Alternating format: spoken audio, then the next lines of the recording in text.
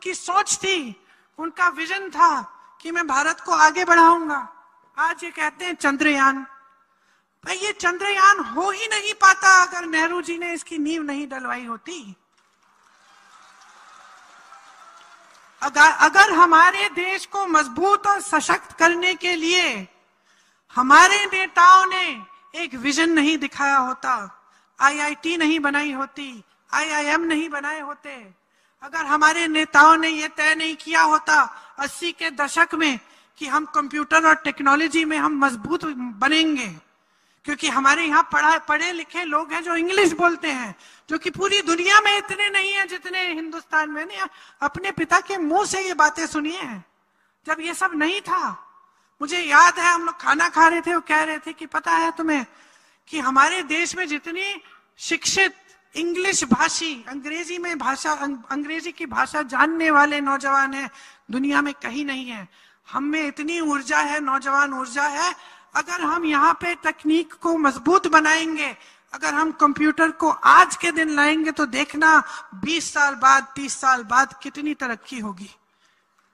30 साल बाद मेरे पिता नहीं रहे, लेकिन मैं उनकी बातों को याद रखती हूँ।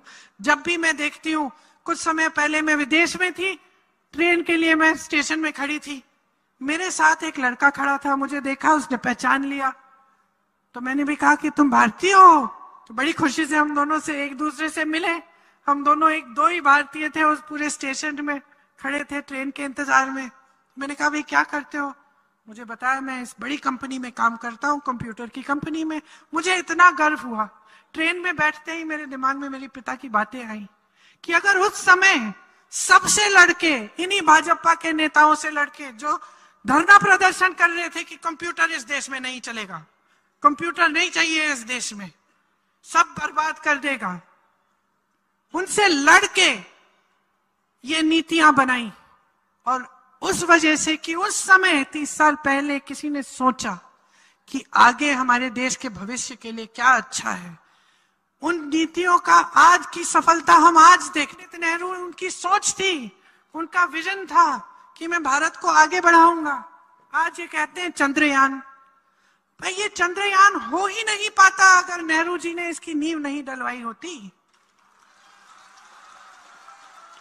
अगर हमारे देश को मजबूत और सशक्त करने के लिए हमारे नेताओं ने एक विजन नहीं दिखाया होता, आईआईटी नहीं बनाई होती, आईआईएम नहीं बनाए होते, अगर हमारे नेताओं ने यह तय नहीं किया होता 80 के दशक में कि हम कंप्यूटर और टेक्नोलॉजी में हम मजबूत बनेंगे, क्योंकि हमारे यहाँ पढ़े लिखे लोग हैं जो इंग्लिश बोलते हैं, जो कि पूरी दुनिया में इतने नहीं है जितने हिंदुस्तान में। नहीं, अपने पिता के मुंह से ये बातें सुनी हैं जब ये सब नहीं था।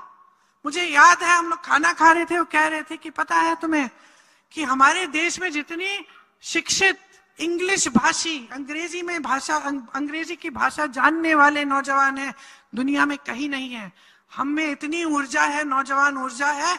अगर हम यहाँ पे तकनीक को मजबूत बनाएंगे, अगर हम कंप्यूटर को आज के दिन लाएंगे तो देखना 20 साल बाद 30 साल बाद कितनी तरक्की होगी। 30 साल बाद मेरे पिता नहीं रहे, लेकिन मैं उनकी बातों को याद रखती हूँ। जब भी मैं देखती हूँ, कुछ समय पहले मैं विदेश में थी, ट्रेन के लिए मैं स्टेशन में खड़ी थी, मेरे साथ एक लड़का खड़ा था, मुझे देखा, उसने पहचान लिया, तो मैंने भी कहा कि तुम भारतीय हो। तो बड़ी खुशी से हम दोनों से एक दूसरे से मिले। हम दोनों दो ही भारतीय थे, उस पूरे स्टेशन में खड़े थे ट्रेन के इंतजार में। मैंने कहा भाई क्या करते हो? मुझे बताया मैं इस बड़ी कंपनी में काम करता हूँ, कंप्यूटर की कंपनी में। मुझे इतना गर्व हुआ। ट्रेन में बैठते ही मेरे दिमाग में मेरी पिता की बातें आई कि अगर उस समय सबसे लड़के, इन्हीं भाजपा के नेताओं से लड़के जो धरना प्रदर्शन कर रहे थे कि कंप्यूटर इस देश में नहीं चलेगा, कंप्यूटर नहीं चाहिए इस देश में, सब बर्बाद कर देगा, उनसे लड़के ये नीतियां बनाई। और उस वजह से कि उस समय 30 साल पहले किसी ने सोचा कि आगे हमारे देश के भविष्य के लिए क्या अच्छा है, उन नीतियों का आज की सफलता हम आज देखते